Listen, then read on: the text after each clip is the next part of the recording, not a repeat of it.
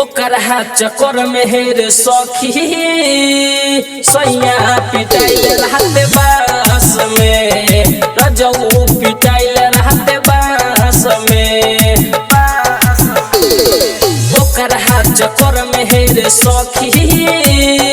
सैया पिटाइल रहते बास में रजऊ पिटाइल रहते बास में कहे ये सारा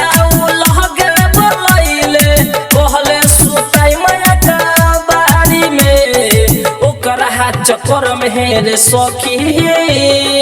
सैया पिटाइल रहते बास में रजऊ पिटाइल रहते बास में।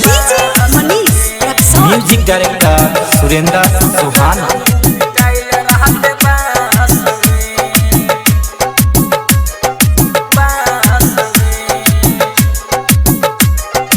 सागर डीजे झूठ बोल के जतरा सैया काहे के कोइले नील के चक्कर में हाथ गोर तोर बइले झूठ बोल के जतरा सैया हमारा से कोइले नील के चक्कर में हाथ गोर तोर बइले बड़ी खुश भइले फोनवा कर आइले खनमो न खइले वही रात में ओकरे चक्कर में हेर सखी सैया पिटाइल रहते बास में रजऊ पिटाइल रहते बास में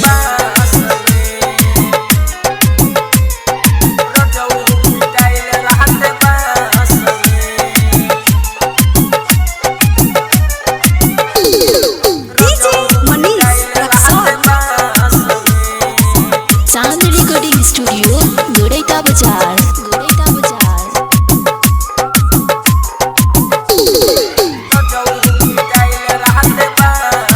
आशा दे निराशा कइलू मांगता रुकाथी तोहर नाम से दर्द भइल नाती तोहर नाम से दर्द भइल नाती आशा दे निराशा कइलू मांगता रुकाथी तोहर नाम से दर्द भइल नाती राइट हर संजय सुंदर हजारी गइल रहले ओकरा साथ में ओकरा चक्कर में सखी